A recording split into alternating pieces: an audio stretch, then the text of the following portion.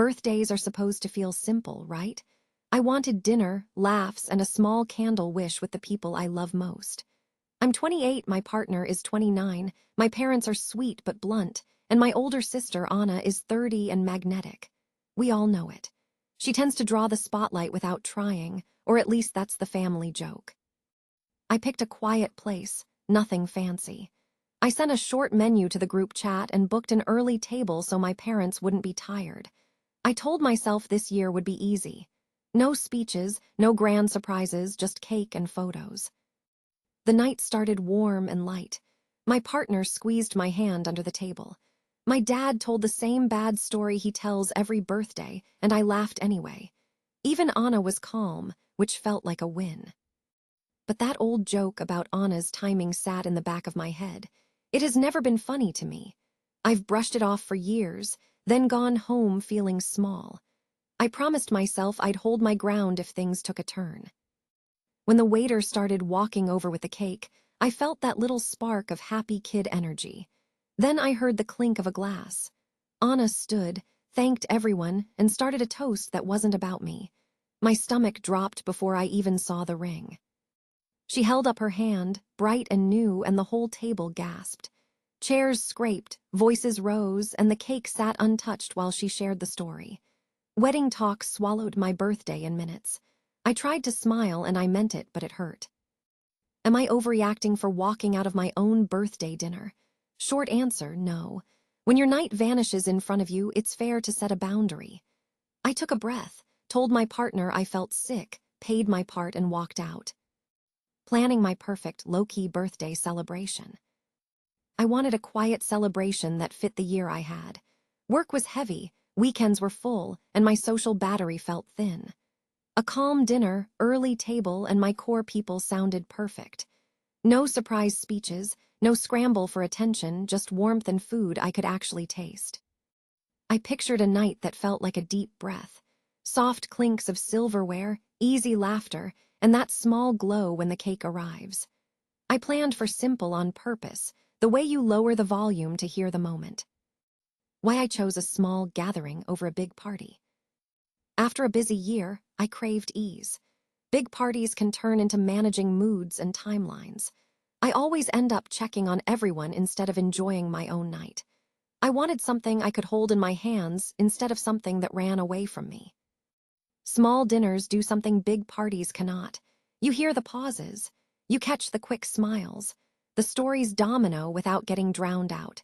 Intimate celebrations make room for real connection, not just photos and noise. Past birthdays taught me this. I have stood in rooms packed with people and felt invisible. I have watched my cake melt while a dozen conversations swirled around me. Those nights look great on Instagram and feel flat in person. This year needed to feel human. A small table brings out the careful parts of love. People lean in. They ask better questions. You share seconds without negotiating across a crowd. You get to be present. That was the point for me. No extra theater, just a milestone that felt like mine. If you want a low-stress birthday, try what I tried. Short guest list, only the people who refill your energy. Simple menu, food you know and love, no chef's puzzles. Early start, everyone is fresher and you end on a high note. Clear tone, share the plan ahead so no one brings chaos. It is not about hiding from joy. It is about choosing the kind that fits. For me, that meant quiet celebration, not a spotlight. The family dynamics, I hope to enjoy that night. Family dinners can be loud in the best way. I wanted the classics. My dad's recycled joke that still lands. My mom's gentle worry about the bill. My partner's side comments that make me snort into my water. That is the good stuff. Anna is part of that rhythm. We tease her about her big entrances and bigger stories. The joke exists for a reason, but it also comes from love. She fills a room. She gets the laugh, then gives it back. On a calm night, that can feel warm instead of sharp. I hoped for shared stories, not speeches. I hoped for photos with cake crumbs on my face, not a stage. I wanted everyone to feel settled and seen. I thought a small table could hold us, even with our quirks. The plan felt smart.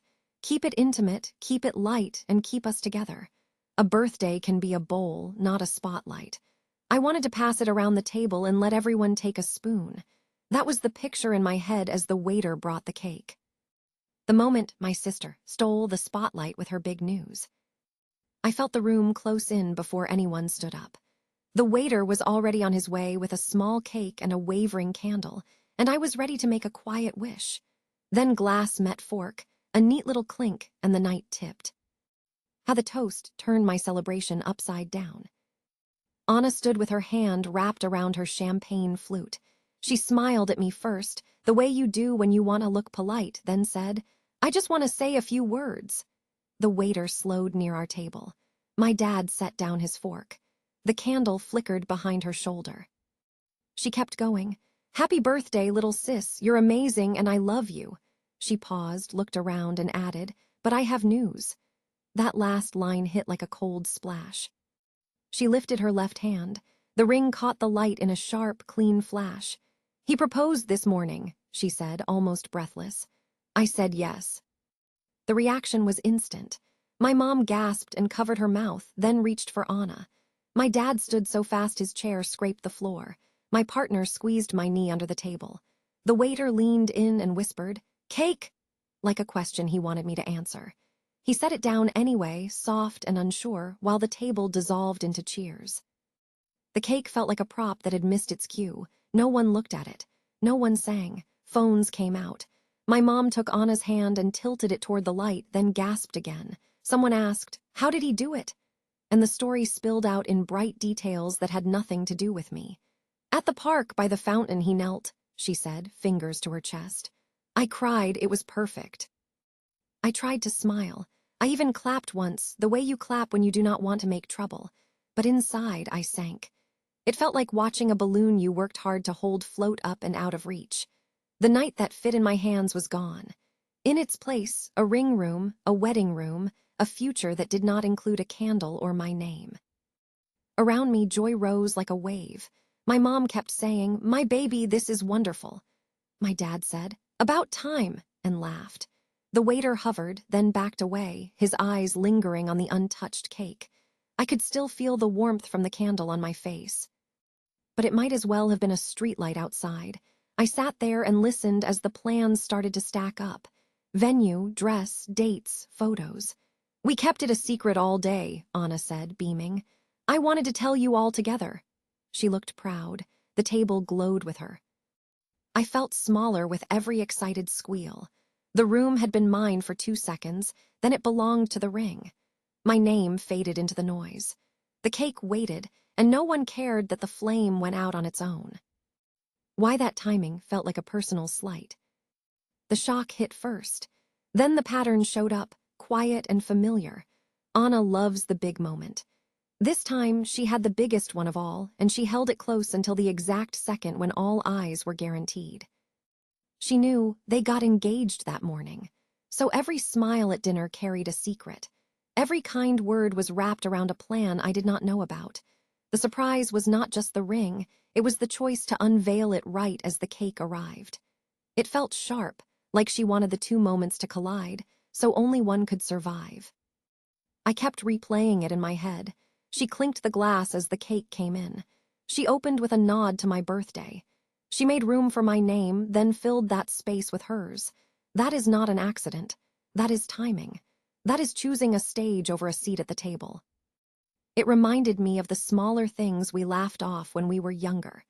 The school play where she walked onto the stage after my scene to give the audience a bow. The graduation dinner where her internship news took over the night. The family joke that she just has the best timing. I used to swallow it and say it was fine. It never felt fine. This time, the secret keeping made it worse. She had a dozen chances that day to pull me aside and tell me first. In the car, in the restroom, when I went to wash my hands. She could have said, "Heads up, I want to share something later," or even, "Can we plan another dinner to celebrate?" Any of that would have softened the blow. Instead, she picked the climax of my night, the one moment meant for me, and turned it into a drum roll for her. I did not want to blame her outright. Engagements are joyful. She looked happy, and I do love her. But love does not erase intent. You can be happy and still make a choice that hurts someone you claim to care about. You can know better and still reach for the spotlight because it feels good to be seen. What stung most was the message under the moment. It said, "Your celebration is a good place for my news." It said, "Your joy can wait." I heard my mom's thrilled voice and my dad's laugh, and I understood why no one stopped it. We are used to this. We are trained to smile when Anna glows. That is why the timing cut so deep. It was not random. It fit a pattern I knew too well. She kept the secret to build the impact. She aimed it at the middle of my cake. Then she watched the room go wild and called it love. Feeling crushed and choosing to walk away. The table spun without moving. Voices blurred, hands flew, and my name slipped out of the room like steam. I clapped, I smiled, I even leaned in to see the ring. But inside, a quiet panic rose. I felt like a guest at my own dinner. I heard the first whisper of support from my partner in my ear, soft and steady, and I held on to it like a railing on a staircase in the dark. I did not want to make a scene. I wanted to make it to the end of the night with my dignity. But the air kept tightening. The cake cooled. The candle sank. And I felt myself shrinking to fit the corner I was given. The buildup of emotions I couldn't ignore. At first, I tried to be good. I smiled for photos that had nothing to do with me. I asked polite questions about the proposal while my cake sat like a forgotten prop. Every time someone said wedding, I felt a pinch behind my ribs. Inside my head, the thoughts piled up. Be happy for her. I repeated it like a line in a play. It is just a dinner. That lie never helped anyone. You planned this night, a fact I kept touching to see if it was still true. You can share a little space, except there was none left to share. I watched my mom cradle Anna's hand and gush about the ring. I watched my dad beam like this was the moment he had waited for. I watched phones light up, notifications stack, and all the talk spiral into venues, dates, and dresses. I laughed when they laughed. I nodded on cue, but my throat tightened every time someone said, "I cannot believe he did it today," like the timing was a sweet twist of fate. Then came the softest thing in the room, a quiet whisper at my shoulder. My partner leaned in and said, "I see you." 3 words, barely audible, and I swallowed a tear. It did not fix anything. It reminded me that my hurt was real. I did not need to pretend I was fine to earn a seat at my own table. The more the night sped up, the slower I felt. I saw the candles' smoke curl and vanish. I saw my plate get cleared while everyone stood to hug her again. I saw the server hesitate, then slip away, relieved to be free of the awkward spotlight. My face hurt from smiling. My chest hurt from holding everything in place. I pictured a small version of me, standing on tiptoes, waving from the back of the room. No one looked up. The feeling was not new. It was old and shapeless and heavy. I knew it by name. What made me decide enough was enough. The tipping point was quiet. No one yelled, no glass broke. It was one more round of tell it again, while my cake leaned and the frosting slid. Someone said, "This is Anna's night," like it had always been true. That line sealed it. I decided to protect what was left of my birthday. Not the cake, not the photos, just my space. I wanted the right to feel seen. I wanted one night that did not require me to shrink. I wanted to leave before I said something I could not take back. Boundaries can be small and firm. Mine sounded simple in my head. This is my birthday. I feel hurt. I do not have to sit here and smile through it. I waited for a lull. I pressed my hand to my chest to steady the shake. I told my partner I felt sick.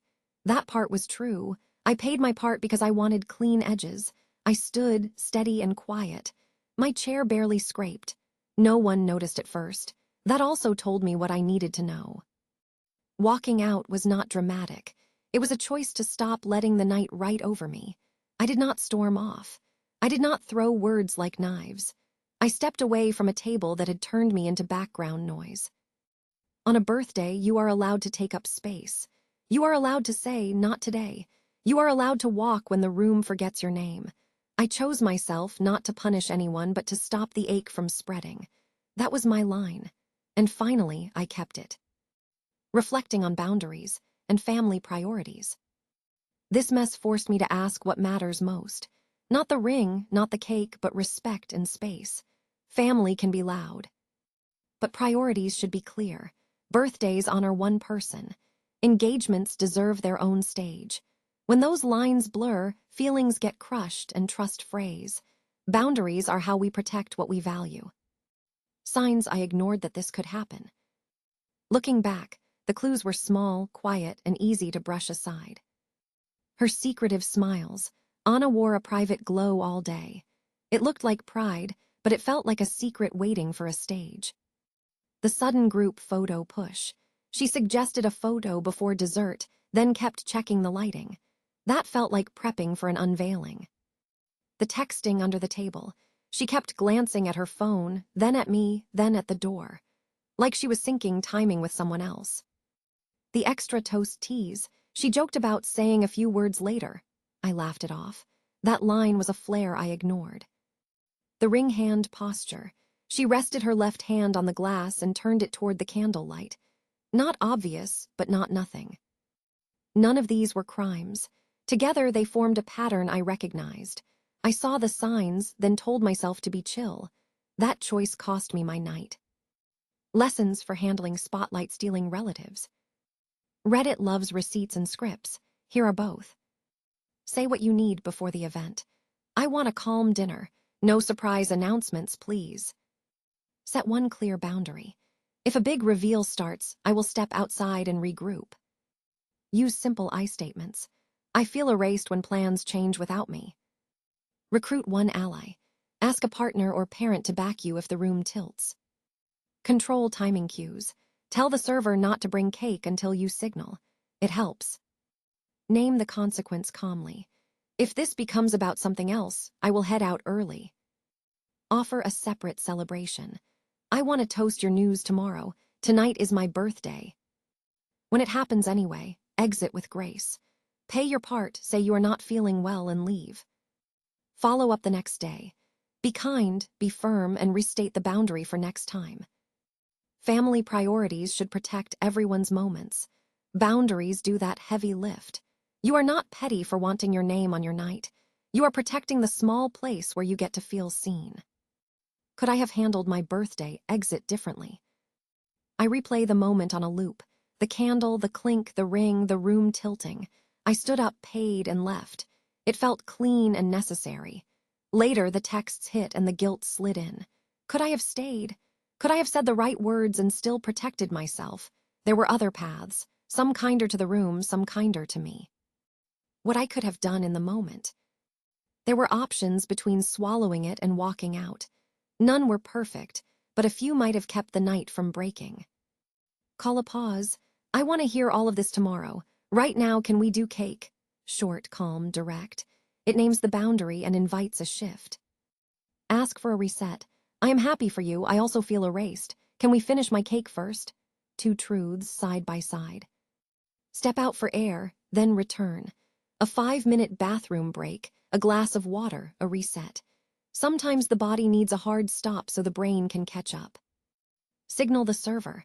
A quick hand raise and a whisper. Sing now, please. A small reclaim of the moment without a speech.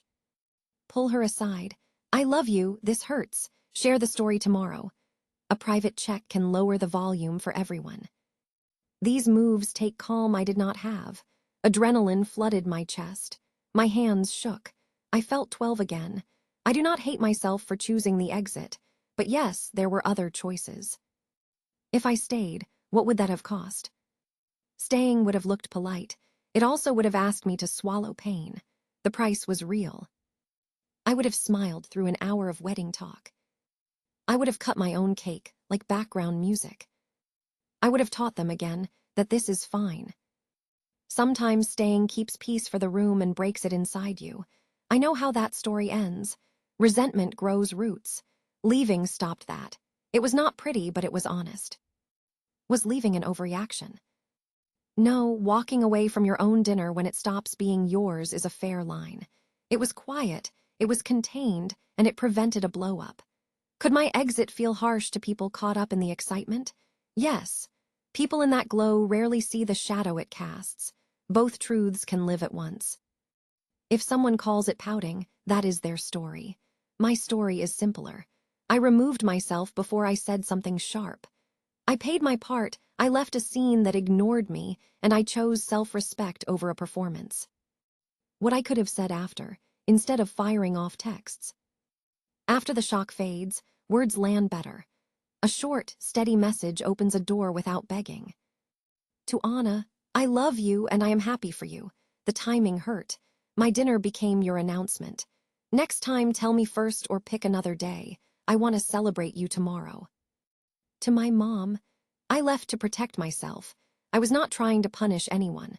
On birthdays, I need the focus to stay on the person we are celebrating. To my partner, thanks for seeing me. Next time, please back me in the moment. A redirect would have helped. Keep it simple. No essays, no scorekeeping. State the impact, the boundary, and the plan for future moments. A better plan for next time. Patterns do not break by accident. They break with small, clear moves before the candles show up. Set expectations in the group chat. Please, no big announcements at dinner. Happy to celebrate any other day. Enlist an ally. Ask one person to help steer if the room tips. A second voice matters. Control the beats. Tell the server to wait for your signal before cake and to bring the song fast. Momentum protects the moment. Borrow a script. I am excited to hear your news. Tonight is my birthday, so let's plan a toast for you tomorrow. Name the consequence. If the focus shifts, I will take a break. Not angry, just stepping out. None of this guarantees peace, but it raises the odds. It also trains the room to treat your night like it matters. How to handle the guilt spiral. Guilt shows up loud when people are disappointed. You can honor it without letting it run the show. Breathe in for 4, hold for 4, out for 6. Do it twice. Name the feeling out loud. I feel guilty, and I also feel hurt. Check the facts. Your birthday dinner turned into an engagement party. That is not small. Choose one next step. One text, one call, one boundary, not 10. Guilt wants you to erase yourself so others feel better. You can be kind and still hold your line. If I could rewrite one moment, I would look at Anna, touch the table and say, I love you. I want to hear everything tomorrow. Tonight, can we finish my birthday first? Then I would point to the cake and start the song. If the room ignored me, I would step outside for 5 minutes and return with a plan to leave quietly after the candles. Same boundary. Softer edges. The honest takeaway. I could have handled the exit with more grace in the moment. I could have tried a reset, or a private aside, or a script that kept the room steady. I also did the only thing that felt safe. I walked before the night carved deeper into me. Both things can be true. I can want better tools and I can stand by the choice I made. Next time I will bring the tools. This time I chose myself. I walked out with my pulse loud in my ears, but the quiet after felt clean. Not perfect, not easy, just clean. The cake, the clink, the ring, the rush, it all still flickers in my head, yet I feel steadier now. Boundaries held. I chose my name on my night, and that choice still stands. Here is what I am keeping. My hurt was real and my reaction was measured. Family love can survive a hard line. It might even grow because of it. I can be happy for Anna and still ask for respect. Both truths fit. I plan to call, to listen, to say what I need with calm edges. Repair belongs to everyone at that table, not just me. If you have lived a moment like this, your story matters here. Drop it in the comments, the messy parts, the brave parts, the parts you swallowed so the room would not shatter. Reddit knows this beat all too well. AITA threads are full of nights just like mine, and those threads remind us that protecting your joy is not selfish. It is care. Thank you for reading, for staying with me through the tilt. If you came for the drama, take a breath with me for the solution. Speak up before the cake arrives. Ask for a pause when the room tilts. Step outside if your voice shakes. You are allowed to keep your own light. I am leaving this chapter with validation in one hand and hope in the other. I want better timing, better care, and a dinner where everyone gets a turn. Until then, I will choose the small, honest joy that fits in my hands. Your joy deserves that same guard. Keep it close, name it out loud, and let it lead you home.